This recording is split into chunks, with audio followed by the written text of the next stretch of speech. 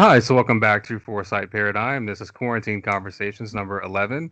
I'm speaking with Jon Hammond, the author of the graphic novel Falling Star. Hi, John, how are you? Hello, doing fine. How are you? Awesome. I'm doing well, thank you. So Excellent. tell us a little bit about your graphic novel, The Falling Star. All right. Well, think of it as sort of a spiritual successor to John Milton's Paradise Lost, crossed with the Skeptic's Annotated Bible. It basically Okay. takes a deconstructionist approach to the Bible itself by casting the Satan character as the POV character, so that we can, go through the whole story in chronological order and like give reactions and kind of break down logical inconsistencies in God's supposed attributes, and Right. just kind of pull it apart from the inside out, like in context. Okay. Is this kind of in the vein of Mark Twain's Letter from the Earth, where he kind of had Satan as the character Yeah, writing the point of view character? yeah, I suppose it is. Okay, cool. Well, I know you have some links to some of the things you've done, some of the artwork. If you want to I go do. ahead and share that for us. Here, let's see. Da, da, da, da. Bum, bum, bum, bum, bum, bum, bum. Let's see. Here's the link to the falling star. Share screen. All right, where do I put it in?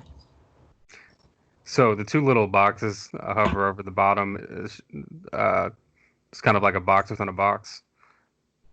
There we go. All right. Did that work? Um, I can't see it on my end. It's just your face. so minimize the one that has my face. Alrighty. Minimize it. Yeah. Okay. Okay. Yeah. Go ahead and So where? maximize. Go ahead and maximize the page you want to show. Just Okay. click the mat. Yeah. There we go. Right there. Okay. So can you see that? I can. Excellent. So I don't have to paste that link anywhere? No, just go ahead and like show us kind of some of the illustrations that you want to show, uh, anything you want to point out, some of the features that your book has. Huh. Alrighty. Well, yeah, this is the here is the cover to volume one, essentially. I'm illustrating volume two right now because, I mean, there's a lot of material to cover there, and volume one Right. pretty much covers from before the beginning to Right. right when the Israelites are crossing the Red Sea. And Okay. let's see, it doesn't really show any of the interior illustrations from here. Oh wait, I can click on it. Aha! There's my Vitruvian Samael. Okay. And title page. Before the before the beginning, before there was light, there was darkness. And yeah, I got my cast of characters, kind of break it down, detail the like war against the darkness kind of thing that isn't part of the like biblical canon, but it is mentioned in like the Quran and stuff. I tried to create a happy medium between these different Abrahamic sects, which was kind of impossible because everybody has vastly different interpretations of the material. Right. But I did the best I could to amalgamate it all together.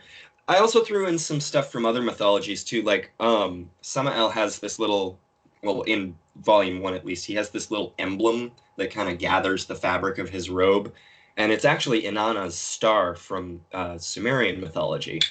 But Right. it seemed fitting because Venus was her star, the whole star in the east and son of the morning thing. Right. So that kind of made sense. Yeah. Well, that looks very cool. If you're done sharing, you can go ahead and click the two boxes again, and or if you have some other illustrations you want to.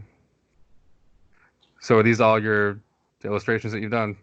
Yeah, this is my DeviantArt. I've got a lot of Dune stuff, Okay. um, some stuff from Hedgehog, a lot of Star Trek. I did this like one Okay. shot, one page comic where a bokoblin is having an existential crisis about carrying on the tradition of bokoblin pottery in the absence of his father. And it goes through this whole thing about how he's like, is my fine attention to detail, discerned and appreciated by the people who look upon it? Sometimes I hide rupees in my pots just to make their day. And then it ends with Link just breaking all of his pottery to find the rupees, and he's like, "Oh man, my efforts are Sisyphean, aren't they?" Right. I thought that was pretty funny. And yeah, there's some pages from Volume 2. I'm working on the opening sequence right now, where Samael comes face to face with death, and they go into Sheol and find out that human souls are like conglomerating in there into like this sphere of Hmm. latent energy, and he can absorb it into his body to make himself more powerful. Now, But like The also, Hebrews were never really consistent with Sheol, right? I mean, it right, seems like it's kind of like a Hades in a way. But yeah, other times it seems like there's no afterlife at all, like in Ecclesiastes. right. So yeah, that's interesting. Yeah, they Uh, have the concept kind of evolves over time. Like there wasn't a duality between good and evil in what would become Judaism until, the Zoroastrian influence during the right. exilic period. And then Alexander comes in and things get a lot more Hellenized. Um, Absolutely. Yeah. Up to that point, it was much more similar to the Sumerians' picture of Sheol, where it's just like, this dark, dank place, and people just kind of hang Right. there going through the motions of what their life used to be. And I found it interesting ever since I first started studying it, how unoriginal, the biblical mythology really is. Yeah. So you mentioned Inanna. So Inanna, we have inscriptions of her story going into to the underworld that are like thousands of years old, and like, the parallels with Jesus are pretty striking. Even there, you have, she goes down for 3 days and gets hung up on a rock, basically, and then she comes back Right. and ascends.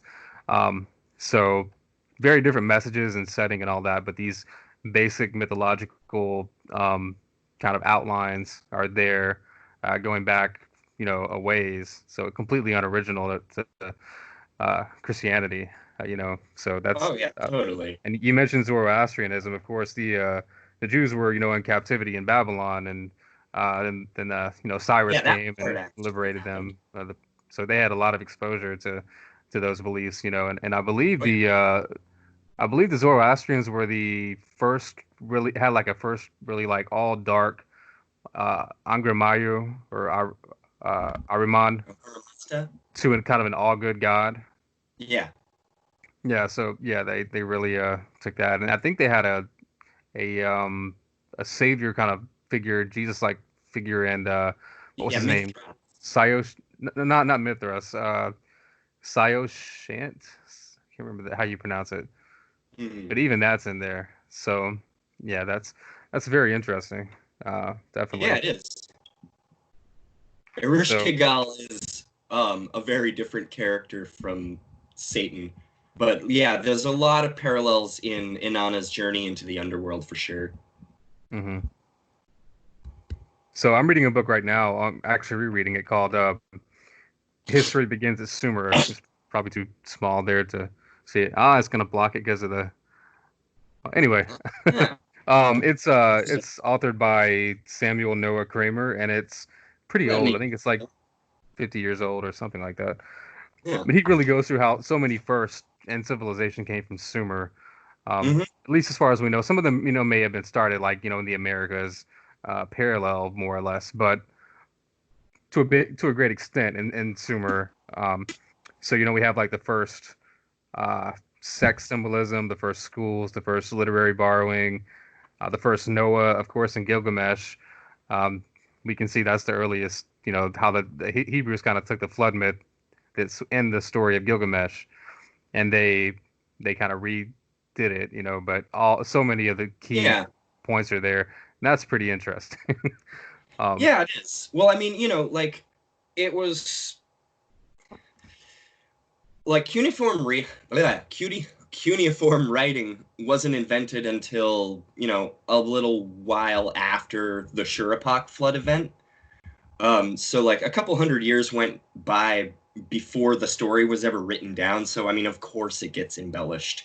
And then, a few hundred years later, Sargon of Akkad invades and they synchronize their deities with the Sumerians, and the story just gets spread and exaggerated from there.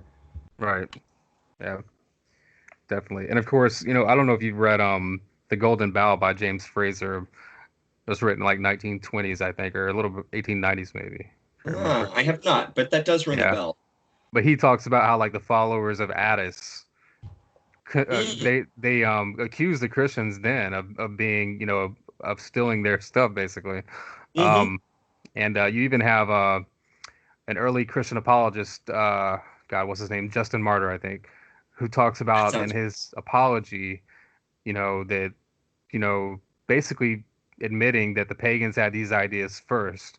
And they say, well, what we say about Jesus, you say about the sons of Jupiter.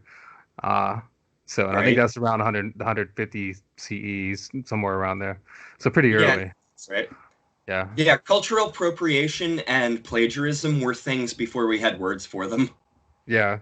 Well, it makes sense there would be cross-pollination, Oh, to some totally. extent. Uh, Especially right there at the Levant, where they're like the right. thoroughfare between all the major empires of the time. Yeah, and you mentioned Alexander the Great, of course. Oh When we yeah, had the Hellenistic world, that's when stuff really started spreading, and all through the Mediterranean, even to the point oh of yeah. India. So That's when we we hit, get like wing iconography on yeah. angelic characters and stuff like that. So it's not outside of the realm of possibility that something like Buddhism could have influenced Christianity even, because we had Oh, like totally. the Buddhist missionary Ashaka, I think is how you say his name, and Mm. he used to be like this really militant, like lethal, cruel guy, and then he had some kind of revelation and he became a Buddhist basically. Yeah, it And is he sort of went a template for Paul, Saul of Tarsus to Paul's, a little white bit, savior yeah. I never thing. thought of that parallel, but yeah, you're right. It's kind of like that. And I believe he lived 200s BCE or something like that. That sounds Uh, about yeah, and he went, proselytizing throughout the area. So, you know, we don't know for sure, but the point is, definitely around the Mediterranean, you had all these ideas in the Hellenistic world that were proliferating, and uh, so that's people want to say Christianity. Really, nothing in the Bible at all that I can see is original. Not the yeah. mythology, not the ethics. Yeah, So a lot of it's really heavily derivative of, well, a lot of things, really. I mean, yeah, even the mention of Leviathan in the Book of Job harkens back to, Marduk versus Tiamat. yeah. So did you have some Gilgamesh videos that you made? I Kind of brief do. ones you want to? Okay, go A for it. couple of years back, I did a three-part video summary of the Epic of Gilgamesh. Okay, cool. And You have like I a 2 minute, 3 minute segment you want to play? the first episode is just over 3 minutes. Okay. Like, well, if I click on this, will it play on your end? Yeah, it'll play. Cool. Here, let's take a look.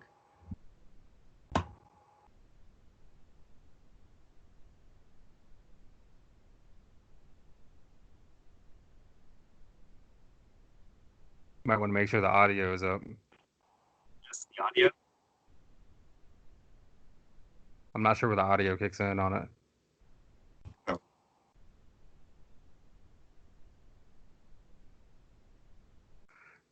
So all of this is your illustrations, everything. Oh no, most of these are like depictions, Okay. really ancient depictions. This is from some children's book. Yeah, it looks like the It's just audio maybe isn't gonna play for some reason. But yeah, I don't. Yeah, honestly, this is my first video in my series that I'm actually doing screen sharings, but so I'm really not sure what the deal is there. But looks very cool, and I'm familiar with the story. But yeah, if you want to give like a quick rundown of since the I like that. um, oh, probably not the best place to pause it. There we you don't want go. those YouTube censors, yeah.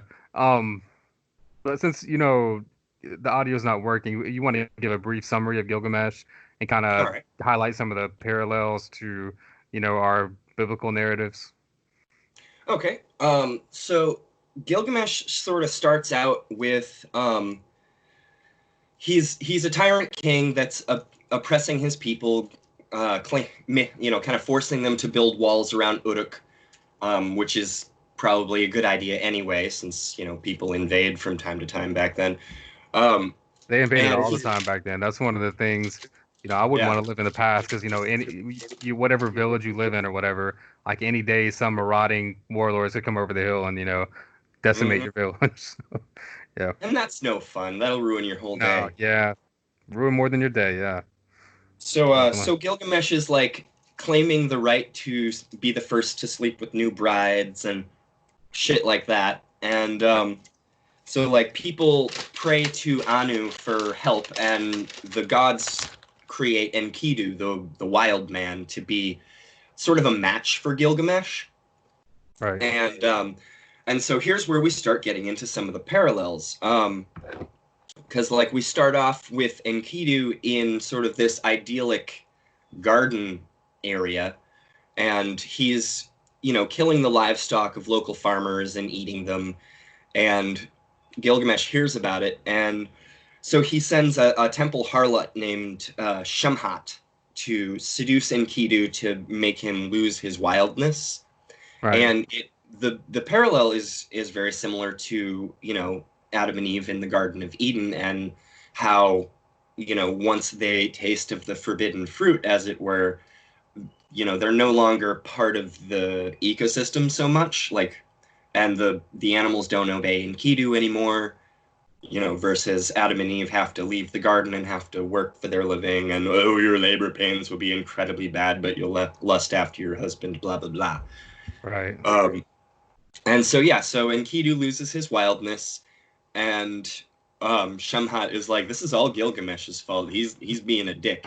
So they go back to Uruk, and basically Isn't it Gilgamesh. cool just to pause how we can still see the like the oldest cities like the ziggurats kind of still standing, like Oh the yeah, city of Ur. Yeah, I'd love to go totally. there. I mean, it'd be really dangerous, Yeah, but I would love to see it with my own eyes too, and like yeah, touch these ancient bricks that were made thousands of years ago by people.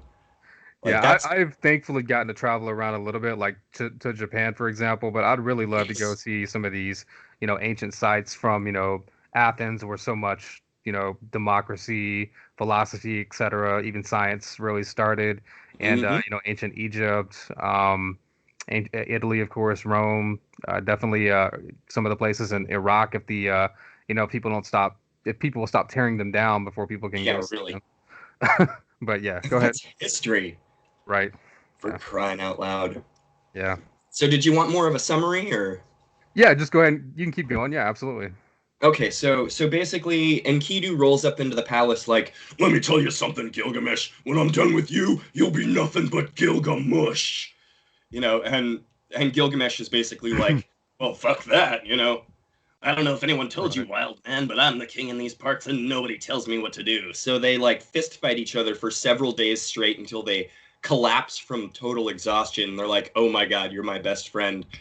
And and so they become best friends, and they go on an epic quest up to Lebanon to defeat the demon Humbaba and cut down all the trees in the forest. And like that works, but the gods get pissed. Ishtar tries to seduce Gilgamesh, and he's like, "No thanks. I've seen how you play with your toys. Is Dumuzi still in hell, by the way? Okay, cool. And wait, aren't you my great grand aunt or some shit like that?" Either way, so Inanna gets pissed and goes to Anu, is like, "Dad, Gilgamesh won't bone me. Please send Google Anna to kick his ass." And so she threatens to raise the dead and create a zombie apocalypse if Anu doesn't like go with this. And he's like, "Okay, fine." But Gugalan is no match for the epic, or for the most epic bromance of all time. So they defeat Gugalana, and then the other gods are like, "All right, I've had enough of this crap. One of them needs to die, and since Gilgamesh is the main character, we're gonna kill Enkidu."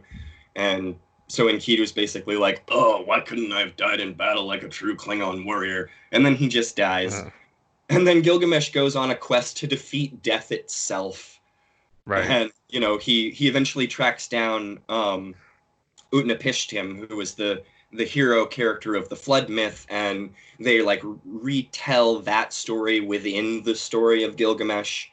And Gilgamesh is like, okay, well, so I want to be immortal, and Utnapishtim's like, oh, okay, I'll tell you what, you know, at the bottom of the ocean, there's a special plant that'll make you young again.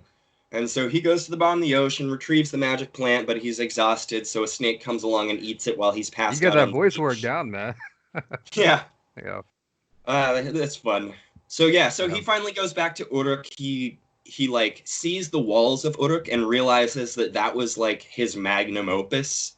That creating the walls was the greatest thing he ever did in his life, because that's one of the things that he can be remembered for. He realizes that man isn't made to be immortal, it's only our creations that live on, which Hmm. is a message that I fully get behind and is really cool considering it's such an ancient story, and so many stories from back in the day were all about, like achieving immortality, or, Well, all let's on pause on these that for themes.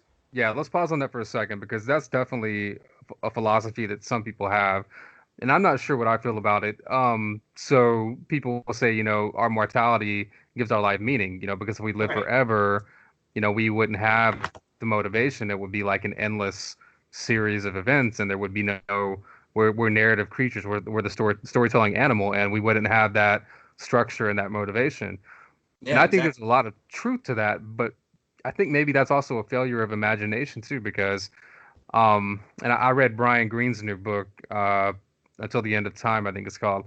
But Mm, yeah, it's great science overview. But he points out, it's kind of a failure of imagination too, because who knows, how big the universe is and how many universes there are and what we sure. might be able to, do or think about or transform into, if we had enough time. So there is definitely some truth to that, but I don't know if I'm fully convinced of that argument because it might be a failure of imagination if you think about it. Yeah, it could be. And then, conversely, given infinite time, I mean, it seems kind of inevitable that people would get bored eventually. And it does seem like our own mortality is what drives our desire to accomplish things.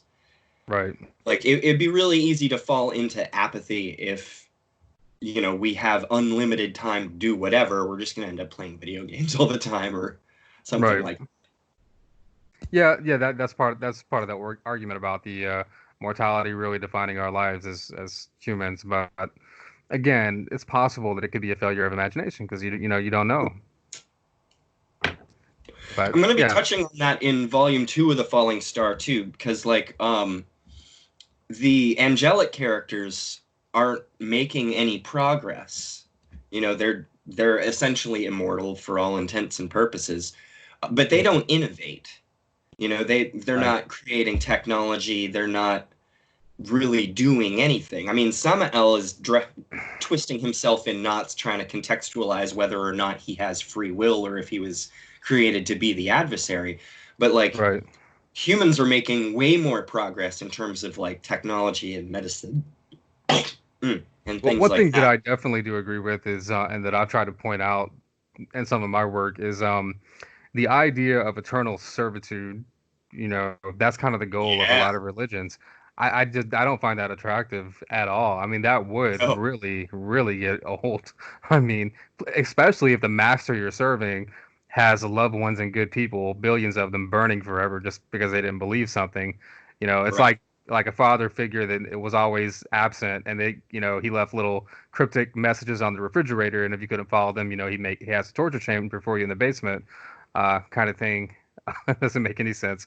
But No, I never worship or a like the god. Gospels, right? So you have a teacher that has a message for the class, very important message, and that the teacher decides, oh, I'm going to send four students to tell the message, and they get it all garbled up, and they, there's all these different conflicts. Of course that's going to happen.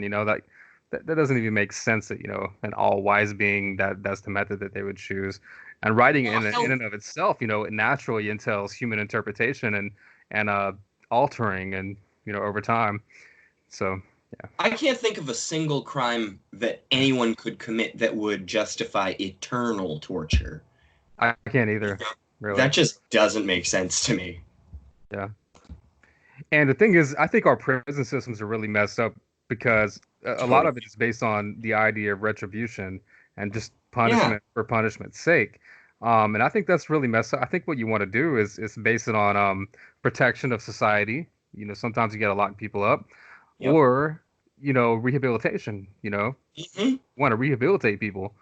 We don't want to just lock them up just because I mean that's a natural impulse to say, oh, I want vengeance and punish somebody that did something bad. But even better is to say, I want to understand their psychology, understand why they did this, their external and internal circumstances that led them to this, pernicious behavior. So we Hmm.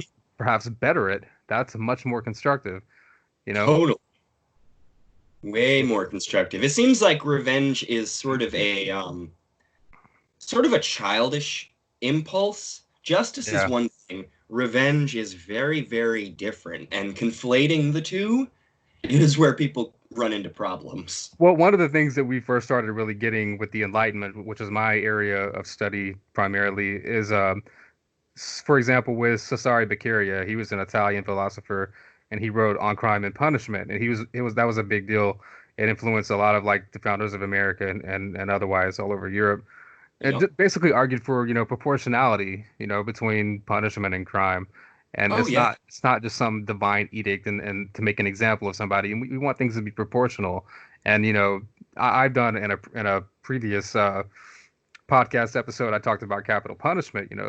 There's many reasons to oppose that, from the fact that it Yeah. dehumanizes everybody to the fact that, it's not really an effective deterrent to the fact that, you know, you could kill the wrong person that's innocent. I mean, all Hmm. kinds of reasons. Totally. Yeah.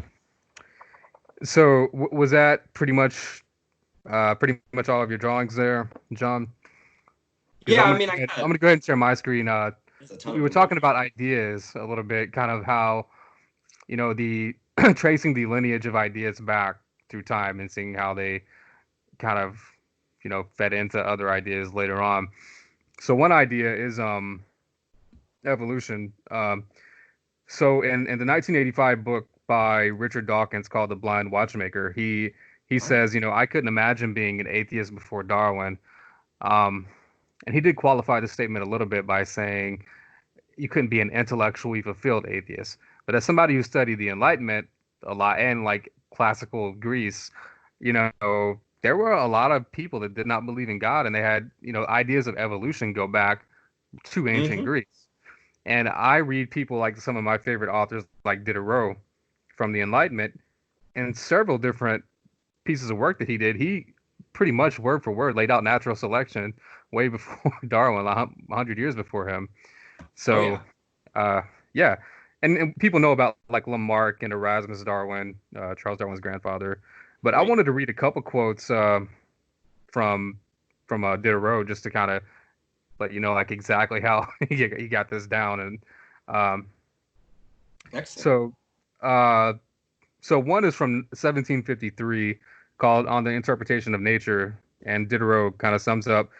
Just as in the vegetable and animal kingdom, an individual begins, so to speak, grows, continues to exist, degenerates, and is no more, so it might well be with species in their entirety.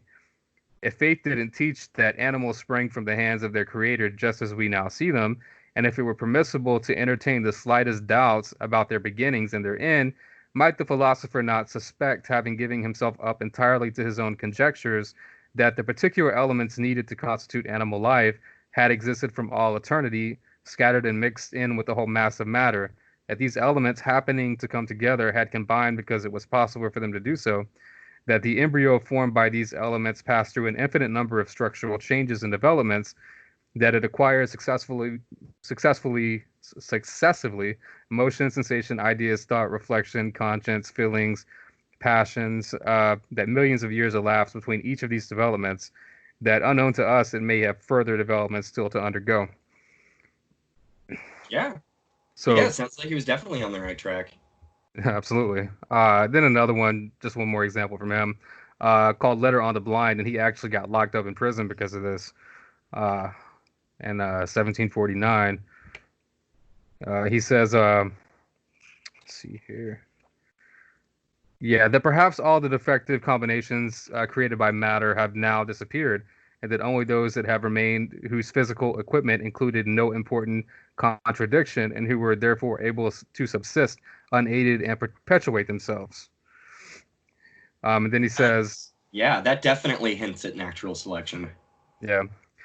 Then he says, if nature presents us with a knot that is difficult to untie, let us leave it as it is. Let us not insist on cutting it. Let us not insist on cutting it there and then, and on employing for the task the hand of a being who thereupon becomes a knot even more difficult to untie than the first. Ask the Indian why the globe remains suspended in the air, and he will reply that it is borne on the back of an elephant. And on what does the elephant rest? On a tortoise. And the tortoise, who supports that? The Indian fills you with pity, and yet one might answer to you as to him, my friend, confess your ignorance right away and spare me the elephant and the tortoise. Wow. Yeah. I like that. It not only is making a reference to Alexander and the Gordian knot, but also the whole turtles all the way down Right. thing, and sort of laying out the framework for the God of the Gaps argument. That's really interesting. Yeah, I tell you what, studying some of these authors in the 18th century, Diderot and also Baron de Holbach, he wrote The System of Nature, which has been called the Atheist Bible, Hmm. and it's been called the most philosophic, uh, the largest piece of philosophical atheism ever produced, and it Wow. sold big time around Europe. Thomas Jefferson had a copy of it in his library. It's not surprising. Yeah, and it had evolutionary ideas in there too, and it had a lot of he basically his main thing is nature is everything and you can't go out of nature, and that people that Hmm. imagine beings as a part or above nature, all they ever do is they use what they see in nature and they project that outwardly. Yeah, Um, that's about right. yeah, and that's something to me, it seems pretty obvious that that's what people did is they anthropomorphized the universe. They, That's exactly the word they I'd couldn't use. explain the causes. They didn't have a systematic method like science to get at actual Right. causes and facts. So what could they do? They could use what they saw, and they saw people make things, and they saw like kings in positions of power, and Hmm. so that seems a natural thing for them to do. Yeah, with the limited information available, it is technically a logical conclusion. Absolutely. Oh, John, I know Well, you said that you have kids. You have several of them. yeah. I have one. Um, let's get into a little bit about how good parents act as opposed to God. And let me just start with a little quote that I did. I think it was I forget the occasion, but I wrote, I would never condemn my daughter to eternal torment. I would never hide myself from her and leave cryptic, conflicting, and vague messages. I would never stand by and allow horrible things to happen to her. I would never punish her for not believing something. I would never demand she worship me, and I would never require her to just obey and not think for herself. I will never tell her she's inferior to men and must be silent and obey them. I will never punish her for something someone else did, and I will never require a blood sacrifice to forgive her. Oh, hell no. Yeah, Yeah, it kind of goes back to what we were saying earlier about punishment needing to fit the crime. right. Whenever one of the kids acts up, I always try to make the punishment have some sort of ironic reference to whatever it was that they did.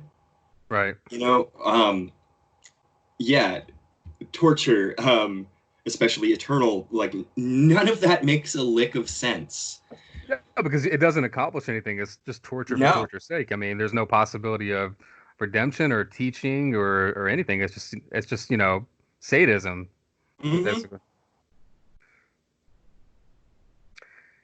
And I haven't really covered free will in my series at all, but there's a good quote, if your God cares so much about free will, why do you keep trying to pass laws that force everyone to live in accordance with your religion? Uh, Hmm. so that's a very good point. Yeah, for real. And I mean, we'll just table the concept of whether or not free will is a thing or not Yeah, for a second. it is Um, difficult, but I think scientifically it kind of isn't a thing, but yeah, it's tough. It's tough to really. to get into that topic and really decide and have a definitive conclusion about it. I think so too, because brain chemistry is a weird thing. You never quite Yeah. know how much your experiences are influencing how you're reacting to any given stimulus. Right. But with the falling star, I'm taking a different approach where not only is Samael questioning whether he can have free will in the context of being the creation of a supposedly omniscient, all-powerful being, but more to the point, whether or not an omniscient being itself can have free will. Because I'm of the mind that they absolutely can't. If they have total knowledge of their own future actions, it's literally impossible for them to make any conscious choice of action because they can't do anything that they didn't foresee. Right. Yeah. There's a lot So of I, logical I feel like, contradictions there. regardless of whether free will is a thing or not, in the biblical context, it absolutely is not. Right. It's also cool to kind of look at the evolution of the character of Satan, as at least Oh, yeah. physically. So like we had characters like Pan from ancient Greece who had kind of like goat hooves, basically. Yeah. It was where we get the word panic. And we also had like from ancient Egypt, we had Set, and he was kind of associated with the color red. He was kind of like the represented darkness, the night. Mm-hmm. So we also had the character of Cernunnos, who kind of had like horns. I believe he was a Scandinavian. I'm not sure the area, but It we sounds had right. him. We had various sources that we get, our modern idea of, the devil is this red guy with horns and, Mm-hmm. all of that. So all of Yeah, these it's a things very we can interesting retrace them evolution of back. Go ahead. it's a very interesting evolution of the character, how he goes from, essentially the venom of God being a literal translation of the proper name Samael, Right. just kind of the embodiment of God's wrath and an aspect of the Yahweh character, you know, into a character that is, hell bent on the destruction of humanity. Like there's a bit of a progression there, which is what I wanted to reflect in my book. Hmm. Absolutely. Well, John, what do you think about people that say, you're a cultural Christian, even though you may not believe in the metaphysical claims of it, ethically you're still, you owe to the Christian worldview your ethics. Well, I think that's a bullshit claim. I mean, Yeah. most of the supposed ethics of Christianity directly contradict each other. A lot of them are based on the Hammurabi Code and like earlier works of law. And really, like the first several commandments are antithetical to our modern society. It's really only the like don't steal, don't lie, you know, Yeah. some of the last ones toward the end are still applicable, but they're not Yeah. exclusive to Christianity by any means. Yeah, I've actually written a lot about this. This goes back to the Enlightenment. So Jonathan Right? Israel is one of the big Enlightenment scholars, and he points out that he retraces our ideas of modern democracy and equity and universal ethics and all of that to the radical. He calls them the radical Enlightenment, which people I mentioned already, the Hobach and Diderot and others that were atheists, and they were the ones really making the case for ethics based on our common humanity and on the fact that it's in our nature better for us to work together, Hmm. and there's logical benefits to working together and things of Yeah, that there's nature. natural selective pressures too. It Yeah, seems like like pre-humans, we weren't like we might have been in competition with, other troops of, you know, people, so to speak. But it seems like there would be some selective pressures there for the ones that can work better together in a group. They right. would be much more likely to survive. Yeah, because obviously we're a social species and we're interconnected Mhm. and interdependent. Right. Um, Now, if you look at the Bible or the Quran or something like that, you don't get anything about equal rights. I mean, the Bible repudiates equal rights. Look how it treats women. And even Yeah. it's where it seems kind of cosmopolitan and universal, like with Paul, maybe in Romans, where he says everybody is equal under Jesus. It's not in the legal sense. He's saying even tells people to stay in your station in life, in this life, Oh and yeah. it's only people that are Christians are basically equal. Everybody else, of course, they're going to burn forever. Not a Right. very modern, egalitarian concept. Um, Yeah. He and seemed pretty so, misogynistic too. oh yeah, So it's First Timothy, brothers in Christ are equal. yeah, First Timothy 11, I think, and in other places it says, women can't have authority, they can't teach, they got to be submissive, and of course they're the reason that the whole world is fallen, basically, and it even Of references course. that in Genesis and Timothy. Um, but yeah, we don't get democracy in the Bible, we don't get so many things. Freedom of religion, obviously. The first Oh yeah. commandment is worship no other God before me. Right. That's the antithesis of what our modern Western institutions are based on, you know, Hmm. completely opposite to it. I mean, and like with America, our secular constitution, things of that nature, and the Enlightenment as a whole, it was in response to all these religious wars and persecution Oh yeah. uh, and several other things. But that was a big factor in it. People got tired of it, Hmm. and I can see so we why. finally, yeah, so we finally had the Peace of Westphalia in the 1600s and other things, and also it had to do with people exploring and discovering other cultures and some of the similarities, and how they got on fine without Christianity. It had to do with a lot of scientific advances and just a lot of a lot of secular philosophers emerging that challenge. And, when we get these secular arguments in the Enlightenment, that's when we started getting all these changes and revolutions. Christianity reigned over the world, or over Europe anyway, for a long time in the That's Dark true. Ages before, the Enlightenment or any revolutions and rights, humanitarian reforms, abolitionist movements, and things of that nature. Uh, and really, the Christian aspect of the abolition movement is not very great, really. The Quakers were kind of the biggest proponents of abolition, but they didn't really do that much, honestly, if you look at the actual history. Right. So going back to what we were talking about, being a cultural Christian, so you know, I'm against basing life on faith and authority and blind obedience. I'm against human sacrifice, deeply against the Wait. whole idea of hell. I find cannibalistic and vampiristic rituals distasteful. I think condemning No innocent pun. descendants immoral. I'm not okay with slavery or misogyny. I don't believe in rendering unto Caesar no matter what, or that Caesars have been placed on earth by God. And man, the alliance of kings and priests and how that really oppressed the world was a Oh big yeah, thing that that the was Enlightenment messed up. fought also. No. Yeah. So I'm not for murdering heretics or hating or abandoning family if they believe differently. I don't think it's wise or healthy to preach the imminent end of the world. I'm Oh for hell teaching no. Yeah, I'm for teaching microorganisms as the cause of sickness, not demons. And I Hmm. think it's, the existence of exorcists is comically horrific. And, I really can't even So watch movies about like exorcism or demon possession. I really can't even watch them because to me it's just so absurd. And also the history in there is so bad that it seems like it's not, I just can't even do it. yeah, Uh, I can so, relate. yeah. So, also, I don't think rape victims should marry their rapist. I'm for Oh fuck. investigation, not revelation. And I already mentioned some of the stuff about retribution, and not, rehabilitation, things of that nature. Uh, so yeah, no, that assertion does not hold water at all.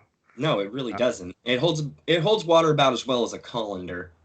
there you go. Yeah. And even like you can look at the Protestant colonies, the original ones that got set up in the Americas, and these were repressive theocracies that, you know, Yeah. they murdered heretics and things of that nature. And people like to say, "Oh, the Protestant Reformation was a big deal," and it only was in the sense that it helped break the hegemony of the Catholic Church. Hmm. But you look at Martin Luther. I mean, he was a big anti-Semite. He, called reason a whore. He was against reason. He was Right. against tolerance. Um, his successor, John Calvin, murdered people at the stake for, questioning the Trinity, like Michael Servetus and Right. Geneva. Um, no, no, I mean, no, this is not our legacy in modernity. It came from the Enlightenment. And Oh yeah, some of the it's the scholars same like reason that Newton, couldn't be public about his not believing in the Trinity. Like they had a stranglehold on all of Europe. So and he even some of the in like many real respects, premier minds at the time. yes, in many respects, Newton was a kind of a conventional believer, but he didn't believe in the Trinity, and yeah, Right. even Well, I mean, that, it does seem like a logically contradictory concept. yeah. Oh, it is if you think about it. It's not really in the Bible either. I think No, there's it's one not. passage that was inserted in John by Mm, a somebody later on, but for the It's most probably part, a it's not even a sequence. biblical concept. Yeah, Yeah. yeah, definitely. Um, so yeah, and also there's a great Enlightenment scholar named Peter Gay, and his book on the Enlightenment was called The Rise of Modern Paganism, because a lot of Uh-huh. the ideas in the Enlightenment came from pagan antiquity, um, or they were improved upon, and the roots were in pagan antiquity. And in the Renaissance, we had a rediscovery of a lot of pagan works. Like there's a book called The Swerve that won a Pulitzer Prize that talks about this guy named Paggio, and he rediscovered Lucretius and Mhm. on the nature of things and atomism, stemming from Democritus and Epicurus, and that played a key part. And so, building off the Renaissance, ideas that were really pagan ideas, like the Stoics had an idea of cosmopolitanism, like we're all citizens of the world, not Right. one country. And the Cynics, like Diogenes, who also had kind of this idea going back to ancient Greece. Um, Yeah, and like shout out to the Muslims who like preserved a lot of this Greek stuff. Like yeah, because it we wouldn't have rediscovered it. Like the Renaissance may not have even happened if it yeah. wasn't for that. And even in the Renaissance, like I read a biography of Leonardo da Vinci, he was pretty much a free thinker even back then. Mhm. He talked about like, how do we have these seashells up here in the mountains? How did this happen? This doesn't quite add Right? up. He was willing to think for himself to some extent. And Yeah, I like Da Vinci. yeah, and it's interesting too that the pagan ideas that did survive before these Muslim scholars, kind of help preserve and bring them back. Um, we had like Platonism really. So Plato had like the idea of the immortal soul, and so Right. if you look at the primitive first Christianity that we can see, Jesus never came back. He was preaching the imminent end of the world, like now, Mhm. and they had to kind of adjust because nothing happened. He didn't come back and all that. Well, So they yeah, took a it's like lot of things from doomsday Plato, predictions. like the immortal soul, and even Plato's kind of idea of forms. That everything on Earth is like an imperfect copy of some perfect abstract ideal in some Mm. space above or something like that. Um, and then even in the Middle Ages, you had kind of rediscovered Aristotle a bit, and we had Thomas Aquinas. He somehow made Aristotle a Christian authority, and so we had this thing called Right. scholasticism instituted, and like it was completely dogmatic, and no one could question it, and it was an impediment to progress and learning for centuries. Oh, totally. So yeah, so it's very interesting. And when I scan the whole history of all this, it's obviously not being. There's no divine providence. There's no like deity stewarding this. It looks completely like the accidents of history, um, Mhm. completely natural processes. So yeah, It sure seems like it to me.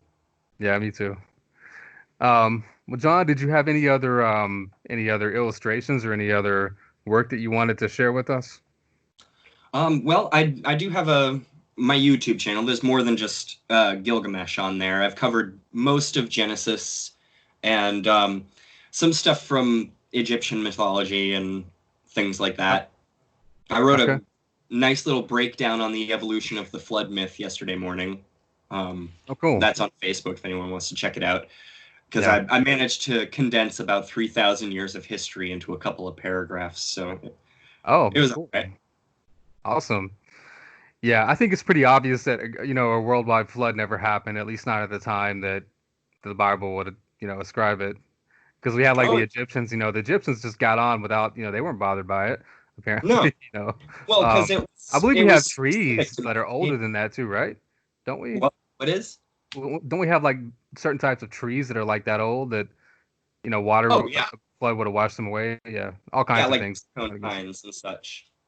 but floods are a natural occurrence, and there could have been one like around the Black Sea, I believe, that might have inspired that flood myth. Well, I I'm pretty sure that the flood myth that made its way into the Bible was inspired by the Shurappak flood event, um, where basically there was heavy rainfall in Syria, and it caused something like a storm surge going down the Euphrates River.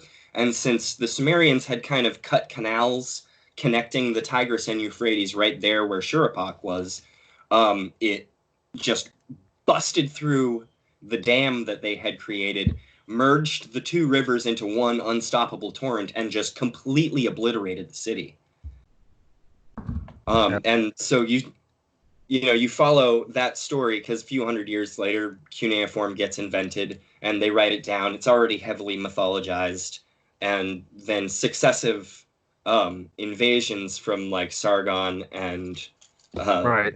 the And it Persians and whatnot. You can see the story change over time to become very right. much almost identical to the biblical version by the time it makes its way into the New Middle East. And it's curious, reading about these scholars like in the early 1800s that discovered like the Rosetta Stone and Right? cuneiform, able to read it and kind of decode it, and Egyptian hieroglyphics, things like that. People had no idea that all these ideas really existed, and so it's pretty interesting. I mean, what must it have been like to start discovering like the flood myth or whatever, on these scripts? Like, oh Right? wow, these people Like, had hey, this. that's Wow, familiar. yeah. Um, yeah. Again, this goes back to, there's no divine providence, there's no deity overseeing this, and also, a deity, I would think, who had the most important message, they would speak clearly, and this free will argument, they talk about, well, people have to have the choice, et cetera, et cetera. Well, if a god appeared once a year and let everybody know, hey guys, I'm here, people would still have a choice to follow him or not. Mm-hmm. Because like me, if that God existed, I don't think I would follow it. I would be No. like, you You know, know, if Yahweh was real and showed up and was like, "Hey, I exist and everything the Bible says about me is true," I'd be like, "Screw you, dude. You're an asshole. yeah, What the hell do you think you're doing? That's a completely irresponsible way to set up a universe." yeah, absolutely. That's why I And can, play the devil's advocate and be like, "Okay, maybe someone else actually could do a better job." I can sympathize with the devil, as it were. yeah, and one dialogue in 1774, Diderot, he loved like doing dialogues and putting his thoughts in other people's mouths and using like people he knew and giving like a fictitious like dialogue or things like that. And one of them was like this called the dialogue with the Christian lady, and he says like imagine there's like a Mexican back in primitive times, and somebody like his grandmother was telling him the story that there's this man that lives on the other side of the water. And he's like, no, I don't believe it. I've never seen this other island or this man, this old man, and I don't believe it. And then one day he goes out on the water and he something happens, a storm or something, and he wakes up and he discovers, oh, it was real, like with this old man that's this guy really hold it against him because he like asked him, did you really think I didn't exist? And he's like, yeah, I had no evidence of you, just stories. What am I supposed to do? And so the reasonable old man would be like, that's understandable. Hmm. The guy wouldn't be like, oh, you didn't believe in me, then now I'm gonna burn you forever. No, it seems like any god worth their salt that actually is omniscient and prescient would, either have been much more clear from the beginning or, shown up in a time like now when, Yeah. we can talk from 1,000 miles apart in real And time. isn't it really just curious how ever since, we have cameras everywhere, the miracles have seriously waned. They've waned right alongside the increasing, proliferation of technology and cell phones and being able to capture and all of that. So Yeah. it's a receding And then sphere. 1993 rolls around and Photoshop and After Effects become a thing. Yeah. But I spend a lot of time in Photoshop. I can generally Yeah. glance at an image and know when it's been messed with. Right, right, right. Definitely. Well, John, I guess we're gonna go ahead and start wrapping up here. Was there any other sources you wanted to give a shout out to, or links, or organizations? Not really. Just check out all of David McAfee's stuff because it's all good. Okay. Um, you know, uh, Yeah. Shoot me check out some my links, and YouTube. I'll include the links in the description also. All right. Um, definitely. And if you want to go ahead and undo the share screen, Yeah. Let's see. I think you just got to click it again. Yeah. Well, part way Sharing. there. Okay. There we go. All right. All right. But yeah, man, it's been fun talking. And for Indeed. anybody you might share this video with, my book is I kind of see it. A Justified faith. Justified Faith. It's on Amazon with the Atheist Awesome. Republic. Yeah. I'll check it So out. yeah. All right, man. Well, again, thank you for coming on. Oh, you're welcome. It's been Thanks for having fun. me. Absolutely. Take care.